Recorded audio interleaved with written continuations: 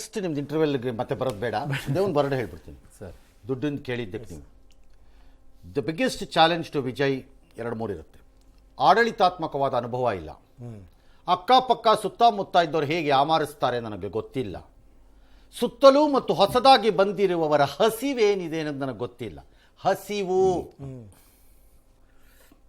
ಅರ್ಥ ಆಯ್ತಲ್ಲ, ನನಗೆ ಗೊತ್ತಿಲ್ಲ ಅಂದರೆ ಭ್ರಷ್ಟರು, ಗೊತ್ತಿಲ್ಲ. 4ನೇದು ದುಡ್ಡನ್ನು ಎಲ್ಲಿಂದ ಹೊಂದಿಸ್ತಾರೆ ನನಗೆ ಗೊತ್ತಿಲ್ಲ. ಅಡ್ಜಸ್ಟ್ ಮಾಡಿಕೊಂಡು ತುಂಬ ಇರಿಟೇಟ್ ಮಾಡ್ಕೊಳ್ಳದೆ ವರ್ಕ್ ಮಾಡಿದ್ರೆ ಕೇಂದ್ರದ ಜೊತೆಗೂ ಸೇರಿಕೊಂಡು ಒಂದಷ್ಟು ಏನಾದ್ರು ಮಾಡ್ಕೋಬೋದು. ಇಲ್ಲದೆ ಇದ್ದರೆ ಮಕಾಡೆ ಮಲಗುತ್ತಾರೆ. ತಮಿಳುನಾಡಿನ ಆರ್ಥಿಕ ಸ್ಥಿತಿ ಚೆನ್ನಾಗಿಲ್ಲ, ಅಷ್ಟು ಸುಮಾರಾಗಿದೆ. Same problem will be Kerala, ಅದಕ್ಕೆ ಆಮೇಲೆ ಬರೋಣ. ಎಸ್ ಸರ್, ಪ್ರಮುಖವಾಗಿ ತಮಿಳುನಾಡು 200 ಯೂನಿಟ್ ಉಚಿತ, ಯಾರಿಗೂ 4,500, ಇನ್ಯಾರಿಗೋ 3,500 ಚಿನ್ನ, ಇನ್ಯಾರಿಗೋ ಚಿನ್ನ, ಇನ್ಯಾರಿಗೋ ಬೆಳ್ಳಿ, ಇನ್ಯಾರಿಗೋ ಸೀರೆ, ಇನ್ಯಾರಿಗೋ ಇದು ಜೋಕಲ್ಲ, ಇವೆಲ್ಲ ತಮಾಷೆಯಲ್ಲ. ಎಸ್ ಸರ್, ತಮಿಳುನಾಡಲ್ಲಿ ADMK ಮತ್ತು DMK ಇವಿಬ್ಬರ ನಡುವೆ ಏನೋ ಒಂದು ಕಡೆ ಒಡೆದಾಡಿ ಸಾಕಾಗೋಗಿತ್ತು ಅನ್ಸುತ್ತಾ ಜನಗಳಿಗೆ ಅಂತ. ಫಟೀಗ್, ಅದು ಫಟೀಗ್ ಅಂತ ಕರಿತೀವಿ. ಅಂದರೆ ಸುಸ್ತಾಗ್ಬಿಡ್ತೀವಿ, ನೋಡಿ ನೋಡಿ ನೋಡಿ ನೋಡಿ ಸುಸ್ತಾಗ್ಬಿಡ್ತೀವಿ. ಹೋಗಪ್ಪ ಸಾಕು ಸಾಕು ಅನ್ನೋ ಥರ ಆ ಫೆಟೀಗ್ ಬಂದುಬಿಟ್ಟಿದ್ರು. ಪಶ್ಚಿಮ ಬಂಗಾಳದಲ್ಲೂ ತಮಿಳುನಾಡಿನ ಜನ, ಅಲ್ಲಿ ಎಡಪಂಥೀಯ ಚಿಂತನೆ ಬಂದಿತ್ತು, ಇಲ್ಲಿ ಬಲಪಂಥೀಯ. ಬಲಪಂಥೀಯಾಗಿನ ಇದೇನು ಬೇರೆ ವಿಚಾರ. ಈಗ ತಮಿಳುನಾಡಿನಲ್ಲಿ ದ್ರವಿಡಿಯನ್ ಐಡಿಯಾಲಜಿನ ಪ್ರಮೋಟ್ ಮಾಡಬೇಕು ಅನ್ನೋ ಕಾರಣಕ್ಕೆ ಸನಾತನ ಧರ್ಮವನ್ನು ದೂಷಣೆ ಮಾಡೋದು, ಅವಹೇಳನಕ್ಕೆ ಗುರಿ ಮಾಡುವುದು, ಹೀನಾಯವಾಗಿ ಮಾತನಾಡುವುದು, ಬಾಯಿಗೆ ಬಂದಂಗೆ ಅದನ್ನು ಇದು ಕರೋನಾ ಏನೇನಕ್ಕೂ ಹೋಲಿಕೆಗಳು ಮಾಡೋದು, ಇದೆಲ್ಲ ಮಾಡಿದಾಗ ಏನಾಗುತ್ತೆ, ತಮಿಳುನಾಡು ಬೇಸಿಕಲಿ ದ್ರವಿಡಿಯನ್ ಮಾಡೆಲನ್ನು ಒಪ್ಪಿರಬಹುದು, ಬಟ್ ಅದು ಬೇಸಿಕಲಿ ಹಿಂದೂ ಮನಸ್ಥಿತಿಯ ರಾಜ್ಯ. ಹೌದು, ದೇವಸ್ಥಾನಗಳು ನಿಮ್ಮ ಕಥೆಗಳನ್ನು ಹೇಳುತ್ತವೆ. ಅಲ್ಲಿ ಅತಿ ಹೆಚ್ಚು ಯಾರು ಟೆಂಪಲ್ಗೆ ಹೋಗ್ತಾರೆ ಅಂದ್ರೆ ತಮಿಳ್ರೆ. ಹಣೆಗೊಂದು ಇದನ್ನ ಎಳಕೊಂಡಿದ್ದೆ ಹೋಗೋದೆ, ಏನ ವಿಭೂತಿನ ಹಿಂಗೆ ಇಟ್ಬಿಟ್ಟು ಹೋಗ್ತಾ ಇರೋದೆ ಖಾಲಿ ಮಾಡ್ಕೊಂಡು ಜಾಗನ. That's exactly what varied BJP one ಟೈಮಲ್ಲಿ. ಹೈಯೆಸ್ಟ್ ಟೆಂಪಲ್ ಗೋಯಿಂಗ್ ಪೀಪಲ್ ಅಲ್ಲಿ ಅದು ಹೆಂಗೆ ಬಿಜೆಪಿ ಓಟ್ ಹಾಕಲ್ಲ ಇವರು ಅಂತ. ಚುನಾವಣೆ ವಿಚಾರಕ್ಕೆ ಬಂದಾಗ ಮಾತ್ರ ಬದಲಾಗ್ತಾರೆ. ಹಾಗಾಗಿ ಆರೋಗ್ಯನ್ಸ್ ಅಗೈನ್ ಕಾಣಿಸುತ್ತೆ, ಜನ ರೋಸ್ ಹೋಗ್ಬಿಡ್ತಾರೆ. ಆ ಫೆಟಿಗ್ ಬಂದ್ಬಿಟ್ಟಿತ್ತು ಅಲ್ಲಿ ಎಡಪಂಥೀಯ ಚಿಂತನೆ. ಮೈನಾರಿಟಿಗಳಿಗೆ ಸಹಾಯ ಮಾಡಬಾರ್ದು ಅಂತ ಯಾರೂ ಹೇಳಲ್ಲ, ಮಾಡಬೇಕು, ಅವ್ರೇನು ಪ್ರಜೆಗಳಲ್ವೇ. ಆದರೆ ಓವರ್ಲಿ ಏನೇನೋ ಮಾಡೋಕ್ಕೆ ಹೋದಾಗ ತಿರುಗಿ ಬಿಡ್ತಾರೆ ಜನ. ಈಗ ಅವ್ರೊಬ್ಬರೇನಾ, ಏನು ಬೇರೆಯವನು ಯಾವನು ಇಲ್ವಾ ಅಂತ ಒಂದದು. ಎರಡನೇದು ಲಾ ಆ್ಯಂಡ್ ಆರ್ಡರ್ಗೆ ಬಂದಾಗ ಮೆಜಾರಿಟಿಯಿಂದ ಏನಾರು ತಪ್ಪು ಆಯಿತು ಅಂತಂದಾಗ ಅವ್ರ ನೆತ್ತು ಒಳಗೆ ಹಾಕ್ಬಿಡೋದು, ಮೈನಾರಿಟಿ ಪ್ರೊಟೆಕ್ಟ್ ಆಗುತ್ತೆ ಅನ್ನೋದು, ಇದು ಬೇಗ ಸ್ಪ್ರೆಡ್ ಆಗುತ್ತೆ. ಏನಪ್ಪ ಅವ್ರು ಏನು ಮಾಡಿದ್ರು ಏನು ಮಾಡಲ್ವಂತೆ, ಇದೆಲ್ಲ ನನಗೂ ನಿಮಗೂ ಅರ್ಥವಾಗಲ್ಲ. ಹೆಂಗೆ ಹೋಗುತ್ತೆ ಗ್ರೌಂಡಲ್ಲಿ ಒಳಕ್ಕೆ ಅಂತ. ಅದರಲ್ಲೂ ಇವತ್ತಿದ್ರ ಮುಂದೆ ನೀವು ಅಳ್ಳಾಡಕ್ಕಾಗಲ್ಲ. ವಿಜಯ್ ಕ್ಯಾಂಪೇನ್ ಮಾಡಿರೋದು ಇದರಲ್ಲಿ, ಟಿವಿಲೂ ಇಲ್ಲ, ಪೇಪರಲ್ಲೂ ಇಲ್ಲ. ಕೇರಳದ ಹೋಗೋಣ ಸರ್. ಕೇರಳಂನಲ್ಲಿ 3ನೇ ಬಾರಿಗೆ ಅಧಿಕಾರಕ್ಕಿರುವಂತಹ ಎಡಪಕ್ಷಗಳ ಕನಸು ಭಗ್ನ ಆಗೋಯ್ತು. 10 ವರ್ಷಗಳ ಬಳಿಕ ಕಾಂಗ್ರೆಸ್ ಅಧಿಕಾರಕ್ಕೆ ಇರ್ತಾ ಇದೆ. ಇತಿಹಾಸದಲ್ಲೇ ಮೊದಲ ಬಾರಿಗೆ ಬಿಜೆಪಿ 3 ಸ್ಥಾನವನ್ನ ಪಡ್ಕೊಂಡಿರೋದು. ಒಂದು ಹೆಜ್ಜೆಯನ್ನು ಇಟ್ಟುಬಿಟ್ಟಿದೆ. ಈಗ ಎಡಪಕ್ಷಗಳ ಆಡಳಿತ ಪಕ್ಷಕ್ಕೆ ಮತದಾರ ಎಷ್ಟು ಮಟ್ಟಿಗೆ ಬೇಸತ್ತಿದ್ದ ಅಂದ್ರೆ ಸಿಎಂ ಪಿಣರಾಯಿ ವಿಜಯನ್ ಹೊರತುಪಡಿಸಿ 10ಕ್ಕೂ ಹೆಚ್ಚು ಸಚಿವರು ಸೋತು ಹೋಗ್ಬಿಟ್ಟಿದ್ದಾರೆ. ಐ ಎಕ್ಸ್ಪೆಕ್ಟ್ ಕೇರಳದಲ್ಲಿ ಬಿಜೆಪಿ 10 ವರ್ಷದಲ್ಲಿ 25 ಸೀಟಿಗೆ ಬರ್ಬೋದೇನೋ. ಸರ್ಕಾರ ಮಾಡ್ಲಿಕ್ಕಾಗದೇ ಇರ್ಬೋದು, ಬಟ್ ಅವ್ರನ್ನ ಬಿಟ್ಟು ಸರ್ಕಾರ ಮಾಡಕ್ಕಾಗದೇ ಇರೋ ಪರಿಸ್ಥಿತಿ ತಂದಿಟ್ಬಿಡ್ಬೋದು, ಅವ್ರು ಬರಬಹುದೇನೋ ಅಂತ. ಆ ಪರಿಸ್ಥಿತಿ ತಂದಿಟ್ಬಿಡಬಹುದೇನೋ ಗೊತ್ತಿಲ್ಲ. ಎಸ್, ಇನ್ನು ಇಲ್ಲಿ ಒಟ್ಟು 140 ಕ್ಷೇತ್ರಗಳು, ಸರಳ ಬಹುಮತ 71, UDF ಈಗ 102 ಪಡ್ಕೊಂಡಿದೆ, LDF 35, ಅಧಿಕಾರದಲ್ಲಿದ್ದವ್ರು ನೋಡಿ 35ಕ್ಕೆ ಬಂದು ಬಿದ್ದಿದ್ದಾರೆ. ಬಿಜೆಪಿ 3 ಸ್ಥಾನವನ್ನ ಅಲ್ಲಿ ಪಡ್ಕೊಂಡಿರೋದು. ಸೊ ಏನ್ ಗೆಲುವಿಗೆ ಕಾರಣಗಳನ್ನು ಅಂತ ಒಗ್ಗಟ್ಟ ಕೆಲಸ ಮಾಡಿದ್ರಂತೆ ಅಲ್ಲಿ ಅದಕ್ಕೆ ಅಸ್ಸಾಮಲ್ಲಿ ಒಗ್ಗಟ್ಟ ಕೆಲಸ ಮಾಡಲಿಲ್ವಾ? ಏಕೆ ಅಲ್ಲಿ ಯಾಕೆ ಒಗ್ಗಟ್ಟ ಕೆಲಸ ಮಾಡಲಿಲ್ಲ? ಪ್ರಿಯಾಂಕಾ ಗಾಂಧಿನೇ ಇದ್ರಲ್ಲಪ್ಪ, ಸಾಹೇಬ್ರೆ ಇದ್ರು, ಶಿವಕುಮಾರ್ ಅವ್ರಿಗಿಂತ ಬೇಕೇನ್ರೆ ಟ್ರಬಲ್ ಶೂಟರ್. ನನ್ನ ಹತ್ರನಾರು ಆಗಿದ್ರೆ ಡಿಸ್ಮಿಸ್ ಮಾಡ್ಬಿಡ್ತಿದ್ದೆ ಅವನನ್ನ ಅಂತಾರೆ. ಅಷ್ಟು ಸ್ಟ್ರಿಕ್ಟ್ ಸಾಹೇಬ್ರು ಅವರು, ಹೆಡ್ ಮಾಸ್ಟ್ರ ಅವರೇ ಇದ್ರು ಅಲ್ಲಿಲ್ವಾ? ವರ್ಕ್ ಆದಾಗ ಎಲ್ಲ ಚೆನ್ನಾಗಿ ಕಾಣುತ್ತೆ, ವರ್ಕ್ ಆಗದಿದ್ದಾಗ ಬೇರೆ ಬೇರೆ ಕಾರಣಗಳು ಬರುತ್ತೆ ಹಂಗೆ ಅಲ್ವಾ? ಇಂದಿರಾ ಗ್ಯಾರಂಟಿ ಥರ ಆಕರ್ಷಕ ಯೋಜನೆಗಳು ಯಾಕೆ DMK ಆಕರ್ಷಕ ಯೋಜನೆ ಕೊಟ್ಟಿರಲಿಲ್ವಾ ಅಲ್ಲಿ? ಯಾಕೆ ಕೊಟ್ಟು ಹಾಕಲಿಲ್ಲ ಹಂಗಾರೆ? UDFಗೆ ಮೈನಾರಿಟಿ ಬೆಂಬಲ ಗಣನೀಯವಾಗಿ ಹೆಚ್ಚಳ. LDF ಇಂದ ಮೂವ್ ಆಗಿದ್ದಾರೆ ಮುಸ್ಲಿಮ್ಸು ಸ್ವಲ್ಪ, ಇಲ್ಲ ಅಂತ ಹೇಳೋಕ್ಕಾಗಲ್ಲ. ಈಗ UDF ಶಬರಿಮಲೆ ಕೇಸಿಂದ UDF ಕಡೆಗೆ ಹಿಂದೂ ಮತಗಳ ಧ್ರುವೀಕರಣ, ಹಿಂದೂ ಮತಗಳ ಧ್ರುವೀಕರಣ UDF ಕಡೆಗಾಗಿಲ್ಲ, BJP ಕಿತ್ತಾಕ್ಬಿಟ್ಟಿದೆ. ಅಲ್ಲಿಗೆ ಬಂದಿರೋದು ಅದೇ ಕಾರಣ. BJP ಸ್ಥಳೀಯ ಸಂಸ್ಥೆಗಳಲ್ಲಿ ಗೆದ್ದಿದ್ದಾರೆ ಡ್ಯಾಶ್. ಭ್ರಷ್ಟಾಚಾರದ ಪ್ರಕರಣಗಳು, ಸ್ವಜನ ಪಕ್ಷಪಾತ, ಕುಟುಂಬ ರಾಜಕಾರಣದ ಆರೋಪಗಳು ಬಂದಿದ್ದೇ ನನ್ನ ಪ್ರಕಾರ ಕಮ್ಯುನಿಸ್ಟ್ರಲ್ಲಿ. ಯಾವಾಗಲೂ ನಮ್ಮ ಜನ, ನಾನು ಯಾವಾಗಲೂ ಹೇಳ್ತೀನಿ, ಜನ ಒಂದು ತುಂಬ ಸರಳವಾಗಿರೋ ವ್ಯಕ್ತಿ ಏನೇನೋ ಮಾಡೋಕ್ಕೆ ಹೋದ್ರೆ ಇವನಿಗೇನು ಬಡ್ದಿತ್ತು ಸರ್ ಇವೆಲ್ಲ ಮಾಡೋಕ್ಕೆ ಅಂತ. ಹೌದು ಹೌದು. ಬಟ್ ನೀವು ಬೆಳಗ್ಗೆ ಇನ್ನೊಂದು ಹೇಳ್ತಾ ಇದ್ರಿ ಸರ್, ಸಿದ್ಧಾಂತವನ್ನ ಒತ್ತಾಯಪೂರ್ವಕವಾಗಿ ಹೇರಿದರೆ ಜನ ಅದನ್ನ ತಿರಸ್ಕಾರ ಮಾಡಿ ಬಿಸಾಕ್ಬಿಡ್ತಾರೆ ಅಂತ. ಒಪ್ಪಲ್ಲ. ಆ ಕಾಲ ಹೊಟ್ಟೋಗಿದೆ. ಆ ಜನರೇಷನ್ ಇಲ್ಲ. ಇದು ಆಮೇಲೆ ನೀವು ಇನ್ನೊಂದು ಹೇಳ್ತಾ ಇದ್ರಿ, ಈಗಿರುವಂತ ಜನರೇಷನ್ ಅಪ್ಪ ಅಮ್ಮಂಗೂ ಹೇಳ್ತಾ ಇದಾರೆ ನೀವು ಓಟ್ ಹಾಕಿ ಅಂತೇಳಿ. ಡೌಟೇ ಇಲ್ಲ, ಹಾಕ್ಸ್ಬಿಟ್ಟು ಬರ್ತಾರೆ ಬೇಕಾದ್ರೆ ಅಂತ ಗಿರಾಕಿಗಳು. ನಮ್ಮ ಅಪ್ಪ ಅಮ್ಮನೂ ಹೂ ಅನ್ನೋ ಪರಿಸ್ಥಿತಿನೇ ಇದೆ. ಅಪ್ಪ ಅಮ್ಮನೇ ಚೇಂಜ್ ಆಗಿದ್ದಾರೆ. ಅಯ್ಯ ಇವುಗಳ ಹತ್ರ ಯಾವನಿಗೆ ಬೇಕು ಗ್ರಾಚಾರ. ಆಮೇಲೆ ಏನ್ ಹೇಳ್ತಾರೆ, ಆಮೇಲೆ ಇವನ್ನೆಲ್ಲ ಮೇಲೆ ಹೋಗಿ ರೂಮಲ್ಲಿ ಹೋಗಿ ಬಾಗ್ಲಾಕತ್ತಾನೆ. ನೋಡ್ತಾ ಇದೀವಿ ಆ ಥರ ಕೇಸ್ಗಳನ್ನ. ಬೆಳಿಗ್ಗೆ ಬೈಕ್ ತಗೊಂಡೋದ್ರೆ ರಾತ್ರಿವರೆಗೂ ಬರಲ್ಲ ಅಂತಾನೆ. ಆಮೇಲೆ ಯಾಕಪ್ಪ ಬೇಕು ಸವಾಸ? ಸರ್ ವಿಚಿತ್ರ ಅಂದ್ರೆ ಕೇರಳದಲ್ಲಿ ಬಿಜೆಪಿನೇ ಹೆಲ್ಪ್ ಮಾಡಿಕೊಡ್ತಾ ಅಂತ ಕಾಂಗ್ರೆಸ್ಗೆ. ಡೌಟೇ ಇಲ್ಲ, ಅನುಮಾನ ಇಲ್ಲ ಅದರಲ್ಲಿ. ಹೇಗೆ ಮಮತಾ ಬ್ಯಾನರ್ಜಿನೇ ಬಿಜೆಪಿನ ಗೆಲ್ಸಿದ್ರು, ಎಲ್ಲಿ? ಪಶ್ಚಿಮ ಬಂಗಾಳ. ಬಿಜೆಪಿ ಕಾಂಗ್ರೆಸ್ ಗೆಲ್ಸಿದ್ದಾರೆ ಕೇರಳದಲ್ಲಿ ಅಷ್ಟೇ. ಕಾಂಗ್ರೆಸ್ ಗೆಲ್ಸಿದ್ದಾರೆ ಅಂದ್ರೆ ಅಡ್ಜಸ್ಟ್ಮೆಂಟ್ ಮಾಡ್ಕೊಂಡ್ಬಿಟ್ರು ಅಂತಲ್ಲ. ಓಟ್ ಕಿತ್ತು ಸೇಮ್ ಕರ್ನಾಟಕದಲ್ಲ. ಲೈಕ್ ಕಾಂಗ್ರೆಸ್ JDS ಗೆಲ್ಲಿಸ್ದಂಗೆ ಕಳೆದ ಬಾರಿ ಬಿಜೆಪಿ ಕ್ಯಾಂಡಿಡೇಟ್ಗಳನ್ನು ಸೋಲಿಸಿ. ಸಿಂಪಲ್. ಇಲ್ಲಿ ನಮ್ಮ ಕರ್ನಾಟಕದಲ್ಲಿ. ಇನ್ನು ಅಸ್ಸಾಂಗೆ ಹೋಗೋಣ. ಅಸ್ಸಾಂನಲ್ಲಿ ಬಿಜೆಪಿ ರಾಜೀವ್ ಚಂದ್ರಶೇಖರ್ ಕರ್ನಾಟಕದಿಂದ ಇದ್ರಲ್ಲ, ಅವರು ಗೆದ್ದಿದ್ದಾರೆ. ನೇಮಮ್ ಅಲ್ಲಿ 4,900 ಚಿಲ್ಲರೆ ಮತಗಳಿಂದ ಅವರು ಗೆದ್ದಿದ್ದಾರೆ. ಅವ್ರನ್ನ ನೆನಪಿಸ್ಕೊಳ್ಳೋದು ನನ್ನ ಧರ್ಮ ಮತ್ತು ಕರ್ತವ್ಯ. ಆ ಕಾರಣಕ್ಕೆ ಅವರನ್ನು ಭಾಳ ನಮ್ರತೆಯಿಂದ ನೆನಪಿಸ್ಕೊತಾ ಇದ್ದೀನಿ. ನಾನು ಇವತ್ತು ಇದನ್ನೆಲ್ಲ ಮಾಡೋಕ್ಕೆ ನನಗೊಂದು ಅವಕಾಶ ಕೊಟ್ರಿ. Thank you. ಎಸ್, ಅಸ್ಸಾಂನಲ್ಲಿ ಬಿಜೆಪಿ ಹ್ಯಾಟ್ರಿಕ್ ಜಯಬೇರಿ ಬಾರಿಸಿದೆ. 3ನೇ ಅವಧಿಗೂ ಹಿಮಂತ್ ಬಿಸ್ವಾಸ್ ಶರ್ಮಾ ಸಿಎಂ ಆಗೋದು ಖಚಿತವಾಗಿದೆ. ಕಾಂಗ್ರೆಸ್ನ ಗೌರವ್ ಗೊಗೊಯ್ ಕೂಡ ಸೋಲನ್ನೊಪ್ಪಿಕೊಂಡಿದ್ದಾರೆ. ಇನ್ನು ಪುದುಚೇರಿಯಲ್ಲಿ NDA ಸರ್ಕಾರ ಅಧಿಕಾರಕ್ಕೆ ಹೇಳಿದೆ. ಅಸ್ಸಾಂ ಫಲಿತಾಂಶ ಏನಿದೆ ಅಂತ? ಸೊ ಒಟ್ಟು 126 ಕ್ಷೇತ್ರಗಳಿರೋದು ಅಸ್ಸಾಂನಲ್ಲಿ. ಸರಳ ಬಹುಮತ 64 ಬೇಕಿತ್ತು. ಕಳೆದ ಬಾರಿ ಬಿಜೆಪಿಯಲ್ಲಿ ಪಡ್ಕೊಂಡಿದ್ದು 80 ಇತ್ತು. ಈಗ ಬಿಜೆಪಿ 101 ಸೆಂಚುರಿ ಬಾರಿಸ್ಬಿಟ್ಟಿದೆ. ಕಾಂಗ್ರೆಸ್ 22ಕ್ಕಿದೆ, ಮಕಾಡೆ ಮಲ್ಕೊಳ್ಳೋ ಅಂತ ಹಂತಕ್ಕೆ. ಇತರೆ ಒಂದು 3 ಸ್ಥಾನಗಳನ್ನ ಪಡ್ಕೊಂಡಿದ್ದಾರೆ. ಭಾಳ ರಾಜ್ಯಗಳಲ್ಲಿ ಇನ್ನು ಮುಂದೆ ಟಿವಿನಲ್ಲಿ ನಾವು ಸ್ಕ್ರೀನ್ ಮಾಡೋವಾಗ ಇತರೆ ಜಾಗಕ್ಕೆ ಕಾಂಗ್ರೆಸ್ ಸೇರಿಸ್ಬಿಡ್ತೀವಿ. ಹಂಗೆ ಆಗ್ಬಿಟ್ಟಿದೆ ಪರಿಸ್ಥಿತಿ, ಗ್ಯಾರಂಟಿ. ನಾನು ಮೊನ್ನೆ ಯಾಕೋ ಹೇಳ್ತಾ ಇದ್ದೀನಿ, ಅದು ಏನಾಗುತ್ತೋ ಸಿಂಗಲ್ ಡಿಜಿಟ್. ಬಹಳ ರಾಜ್ಯಗಳಲ್ಲಿ ಕಾಂಗ್ರೆಸ್ ಲೀಡರ್ಗಳ ಮೊಮ್ಮಕ್ಕಳೋ ಮರಿಮಕ್ಕಳೋ ಹೇಳ್ತೇವೆ, ನಮ್ಮ ಅಜ್ಜ ಇದ್ದ ಮುತ್ತಜ್ಜ ಇದ್ದ ಅವಾಗ ಒಂದು ಕಾಂಗ್ರೆಸ್ ಅಂತ ಒಂದು ಪಾರ್ಟಿ ಇತ್ತಂತಪ್ಪ, ಅದರಲ್ಲೂ ದೊಡ್ಡ ಪವರ್ಫುಲ್ಲಪ್ಪ, ಅವಾಗ ಮಂತ್ರಿಯರಾಗಿದ್ದಂತೆ ಅದರಲ್ಲಿ ನಮ್ಮ ಅಜ್ಜ. ಬಟ್ ರಾಜ್ಯ ಕಾಂಗ್ರೆಸ್ ನಾಯಕರು ಇದನ್ನ ಅದಕ್ಕೆ ಒಪ್ಪಕ್ಕೆ ರೆಡಿ ಇಲ್ಲ ಸರ್. ಅದನ್ನ ಇವತ್ತಿಗೂ ನಾನು ರಾಜ್ಯ ಕಾಂಗ್ರೆಸ್ ನಾಯಕರಿಗೆ ಹೇಳೇ ಇಲ್ಲ.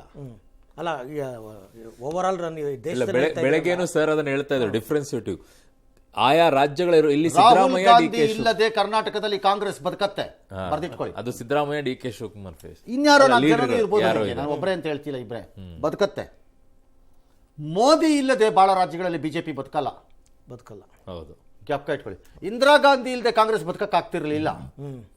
ಹಾಗೆ ನೋಡಿದ್ರೆ ಕರ್ನಾಟಕದ ಕಾಂಗ್ರೆಸ್ಗೆ ಸ್ವಾತಂತ್ರ್ಯ ಬಂದಿದೆ. ಸರ್, ಅಸ್ಸಾಂ ವಿಚಾರದಲ್ಲಿ ಬಂದಾಗ ಆಡಳಿತ ವಿರೋಧಿ ಅಲ್ಲೇ ಇದ್ರೂ ಕೂಡ ಕನಿಷ್ಠ ಒಂದು 3-4 ಸೀಟಾರು ಕಡಿಮೆ ಆಗ್ಬೇಕಾಗಿತ್ತು. ಬಟ್ ಜಾಸ್ತಿ ಆಗ್ತದೆ. That is what I am telling you. ಅಂದ್ರೆ ಜನಕ್ಕೆ ಆ ನಂಬಿಕೆ ಮತ್ತು ವಿಶ್ವಾಸ ಉಳ್ಕೋಬೇಕು. ಆಪೋಸಿಟ್ ಸೈಡ್ ಅವನು ಆ ನಂಬಿಕೆ ಮತ್ತು ವಿಶ್ವಾಸವನ್ನು ಹುಟ್ಟಿಸ್ಬೇಕು. ಇವ್ರಲ್ಲ ಅಂದ್ರೆ ಇವ್ರು ಇದಾರೆ. ಎಕ್ಸಾಕ್ಟ್ಲಿ ವಾಟ್ ಬಿಜೆಪಿ ನಿಮ್ ಬಂಗಾಲಲ್ಲಿ ಮಾಡಿರೋದು. ಇವ್ರು ಹುಟ್ಟಿಸೋದಿರ್ಲಿ ಎಲ್ಲಿ, ಅಸ್ಸಾಮಲ್ಲಿ. ಇವ್ರು ಹುಟ್ಟಿದ್ದೇ ಜ್ಞಾಪಕ ಇರೋದಾದ್ರೆ ಸಾಕಾಗಿತ್ತ ಪ್ರಾಬ್ಲಮ್ ಇವ್ರದ್ದು. ಹಾಗಾಗಿ ಬಡ್ದಾಕ್ಬಿಟ್ರು, ಹಿಡ್ಕೊಂಡವ್ರು ಚೆಚ್ಚಾಕ್ಬಿಟ್ರು. 25 ಸೀಟ್ ಎಕ್ಸ್ಟ್ರಾ ತಗೊಂಡ್ರು, 22 ಸೀಟ್ ಎಕ್ಸ್ಟ್ರಾ ತಗೊಂಡಿದ್ದಾರೆ. ನಾನು ಅದನ್ನೇ ಹೇಳಿದ್ದು, ಆಂಟಿ ಇನ್ಕಂಬೆನ್ಸಿ ವೇವಲ್ಲಿ ಗೆಲ್ಲೋದು ಸುಲಭ, ಪ್ರೋ ಇನ್ಕಂಬೆನ್ಸಿನಲ್ಲಿ ಗೆದ್ದಿದ್ದನ್ನು ಉಳಿಸ್ಕೊಳ್ಳೋದು ತುಂಬ ಕಷ್ಟ. ತುಂಬ ಕಷ್ಟ. ಎಸ್. ಇನ್ನು ಪುದುಚೇರಿ ವಿಚಾರಕ್ಕೆ ಹೋಗೋದಾದ್ರೆ NDA ಅಲ್ಲಿ ಸರ್ಕಾರ ರಚನೆ ಮಾಡಿದೆ. ಒಟ್ಟು ಪುದುಚೇರಿಯಲ್ಲಿ 30 ಕ್ಷೇತ್ರಗಳು, ಸರಳ ಬಹುಮತ 16 ಬೇಕಾಗಿತ್ತು. ಅದರಲ್ಲಿ NDA 18 ಸೀಟ್ ಗೆದ್ದಿದೆ. ಕಾಂಗ್ರೆಸ್ ಅವರು 6, ಅದರಲ್ಲಿ DMK ಪಾಲೇ 5 ಇದೆ. TVK 2 ಮತ್ತು ಇತರೆ 4 ಸೀಟ್ಗಳನ್ನ ಗೆದ್ದಿದ್ದಾರೆ. ಸರ್, ಇದು ರಾಜಕೀಯದ ಇಡೀ ದೇಶದ ರಾಜಕೀಯದ ಮೇಲೆ ಏನಾದರೂ ಪರಿಣಾಮಗಳು ಉಂಟಾಗುತ್ತೆ ಸರ್, ಈ 5 ಚುನಾವಣೆಗಳ ಫಲಿತಾಂಶ ಸರ್? ಹಾಂ, ಆಗ್ಬೋದು, ಹೇಳೋಕ್ಕಾಗಲ್ಲ. ಕಾರಣ ಇಷ್ಟು, ಈ ಚುನಾವಣೆಯಲ್ಲಿ ಏನಾದರೂ ಮಮತಾ ಬ್ಯಾನರ್ಜಿ ಗೆದ್ದಿದ್ದರೆ she would have been a challenger to Rahul Gandhi as leader of INDI. Okay. ಈಗ ಆ ಇಂಡಿಯ ಚಾಲೆಂಜ್ ಲೀಡರ್ಶಿಪ್ ಕೇಳೋ ಹಂತದಲ್ಲಿ ಮಮತಾ ಬ್ಯಾನರ್ಜಿ ಇರಲ್ಲ. ಸೊ ಈಗ ಬಹುಶಃ ಎಲ್ಲರೂ ಕಾಯಕ್ಕೆ ಸ್ಟಾರ್ಟ್ ಮಾಡೋದು ನೆಕ್ಸ್ಟ್ ಇಯರ್ ಉತ್ತರ ಪ್ರದೇಶದ ಚುನಾವಣೆನ. ಉತ್ತರ ಪ್ರದೇಶದ ಚುನಾವಣೆಯಲ್ಲಿ ಮುಲಾಯಂ ಸಿಂಗ್ ಯಾದವ್ ಪುತ್ರ ಅಖಿಲೇಶ್ ಯಾದವ್ ಏನಾದರೂ ಅಪ್ಪಿತಪ್ಪಿ ಕಮಾಲ್ ಮಾಡಿ ಒಂಚೂರು ಜೀವ ಉಳಿಸ್ಕೊಳಕ್ಕಾದರೆ ಅಲ್ಲಿ he will become a challenger to that post. ಯಾರಿಗೆ? ರಾಹುಲ್ ಗಾಂಧಿ. ಎಸ್.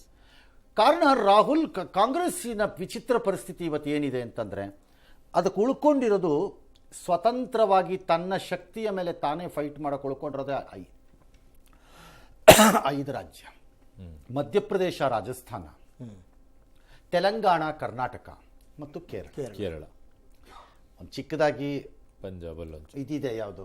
ಹಿಮಾಚಲ ಪ್ರದೇಶ. ಲೆಕ್ಕಕ್ಕೆ ಇಟ್ಕೋಬೇಡಿ ಅದನ್ನು ಅಷ್ಟಾಗಿ. ಈ 5 ರಾಜ್ಯಗಳ ಒಟ್ಟು ಸ್ಥಾನಗಳು ನಿಮಗೆ 125ರಿಂದ 150 ಸ್ಥಾನ ಎಸ್ ಕಂಟೆಸ್ಟ್ ಮಾಡೋಕ್ಕೆ. ಅದರ ಒಳಗಡೆ ಅವ್ರು ಗೆಲ್ಲಕ್ಕಾಗ್ಬೋದಾದ್ದು 70ರಿಂದ 80, 80ರಿಂದ 85.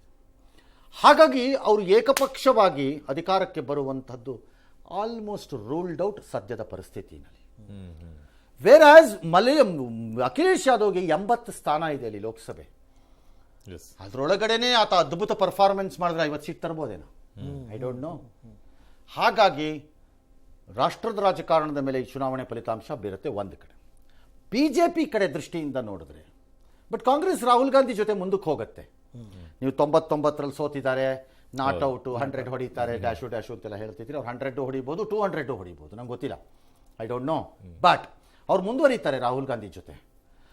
ರಾಹುಲ್ ಗಾಂಧಿ ಟೆಸ್ಟೆಡ್ ಲೀಡರ್ ಆಗಿ ಫೇಲ್ ಆಗಿದ್ದಾರೆ ಅನ್ನೋದು ಬೇರೆಯವರಿಗೆಲ್ಲ ಅರ್ಥವಾಗ್ತಿದೆ, ಕಾಂಗ್ರೆಸ್ಗೆ ಬೇಕಾಗಿಲ್ಲ. ಅದು ಕಾರಣ ಭಾಳ ಸರಳ. ರಾಹುಲ್ ಗಾಂಧಿ, ಸೋನಿಯಾ ಗಾಂಧಿ ಮತ್ತು ಪ್ರಿಯಾಂಕಾ ಗಾಂಧಿಯ ಹೆಸರಿದ್ದರೆ ಮಾತ್ರ ಕಾಂಗ್ರೆಸ್ ಇರುತ್ತೆ. ಇಲ್ಲ ಅಂದ್ರೆ ಪಕ್ಷನೇ ಇಲ್ಲ ಅಂದರೆ ಕಾಂಗ್ರೆಸ್ ಇರಲ್ಲ. ಓಕೆ. ಕಾಂಗ್ರೆಸ್ಸೇ ಇರಲ್ಲ ನನ್ನ ಪ್ರಕಾರದಲ್ಲಿ. ಪಕ್ಷನೇ ಉಳ್ಕೊಳ್ಳಲ್ಲ. ಓಕೆ. ಪಕ್ಷನೇ ಉಳ್ಕೊಳ್ಳಲ್ಲ. ಹಾಗಾಗಿ ಆ ಪಕ್ಷವನ್ನು ಉಳಿಸ್ಕೊಳ್ಳೋಕ್ಕೆ ಆ ಕುಟುಂಬವನ್ನು ಇಟ್ಕೋತಾರೆ. ಬಟ್ ನಂಗೆ ಈ ಪುದುಚೇರಿ ವಿಚಾರಕ್ಕೆ ಬಂದಾಗ ನೀವು ಇನ್ನೊಂದು ಹೇಳಿದ್ರಿ ಸರ್, ಕ್ರಿಶ್ಚಿಯನ್ಸ್ ವಿಚಾರದಲ್ಲಿ ಪುದುಚೇರಿಯಲ್ಲಿ ಅದು ವೋಟ್ ಹಾಕ್ತಾರಲ್ಲಿ BJP. ಪುರುಷ ಅದು ಅವರ ಅನಿವಾರ್ಯತೆಗಳು ಅಥವಾ ಅಡ್ಜಸ್ಟ್ಮೆಂಟೋ ಇರಬೇಕು.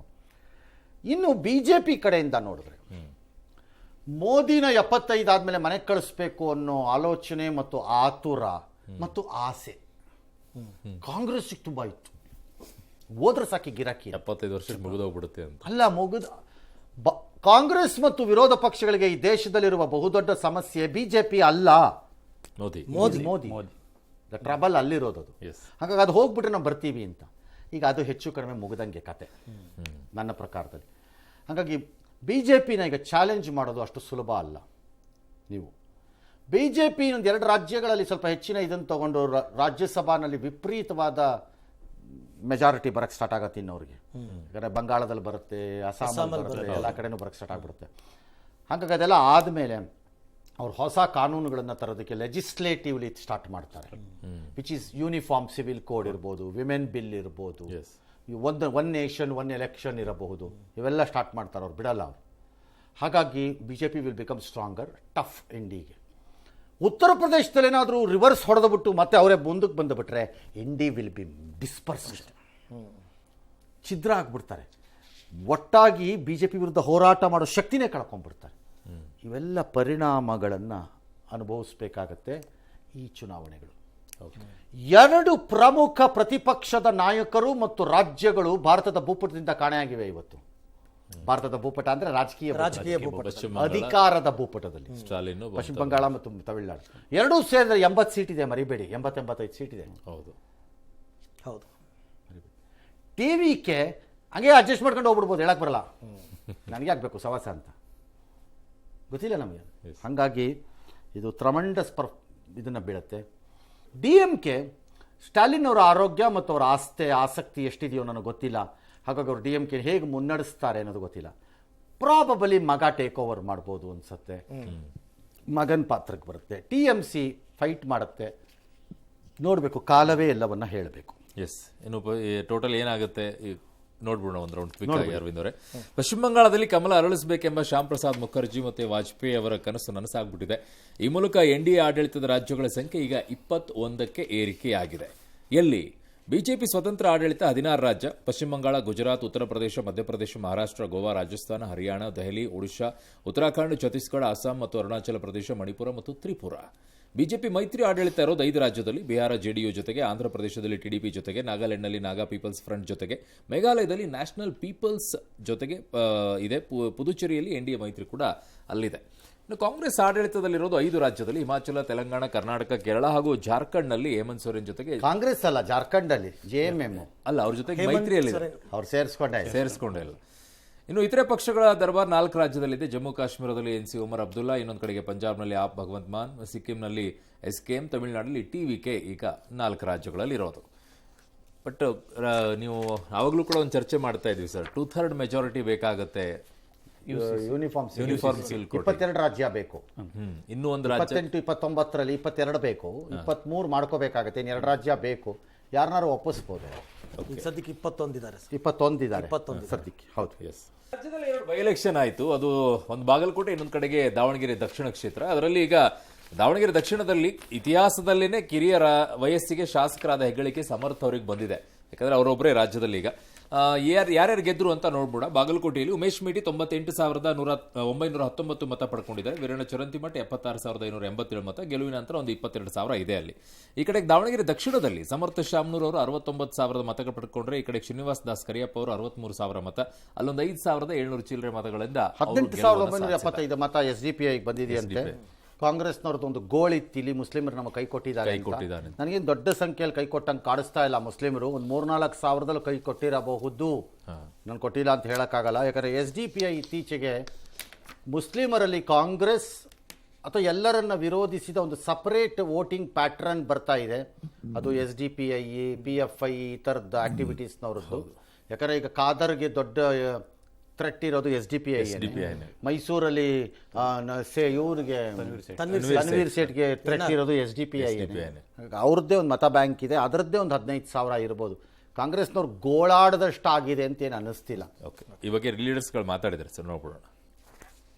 ಕೋಡ ಮತಕ್ಷೇತ್ರದ ಮತದಾರರಿಗೆ ಹಣೆ ಮುಣಿದು ನಮಸ್ಕರಿಸುತ್ತಾ ಎಲ್ಲ ಮತದಾರರಿಗೆ ಧನ್ಯವಾದವನ್ನು ಹೇಳುತ್ತಾ, ನಮ್ಮ ಪಕ್ಷದ ಹಿರಿಯರ ಮುಖ್ಯಮಂತ್ರಿಗಳ ಆದಿಯಾಗಿ ಸಚಿವರು, ಶಾಸಕರು, ನಮ್ಮ ಪಕ್ಷದ ಮುಖಂಡರು, ಎಲ್ಲ ಸಾಮಾನ್ಯ ಕಾರ್ಯಕರ್ತರಂತೂ ಭಾಳ ಕಷ್ಟಪಟ್ಟು ಕೆಲಸ ಮಾಡ್ಯಾರ. ಅವರೆಲ್ಲರಿಗೂ ಧನ್ಯವಾದಗಳು ಒಂದು ಮುಖ್ಯವಾಗಿ ಹೇಳಬೇಕು ಸರ್. ಗೆಲುವು ಸೋಲುಕ್ಕಿಂತ ಇದು ಜವಾಬ್ದಾರಿ ನಮಗೆ ಕೊಟ್ಟಾರೆ. ಇದು ನಮ್ಮ ಕಾರ್ಯಕರ್ತರಿಗೆ ಗೆಲುವು ಸರ್. ನಾವು ಎಕ್ಸ್ಪೆಕ್ಟೆಡ್ ಮಾಡಿದ್ದು ಸ್ವಲ್ಪ ದಾವಣಗೆರೆಯಲ್ಲಿ ನಮ್ಮ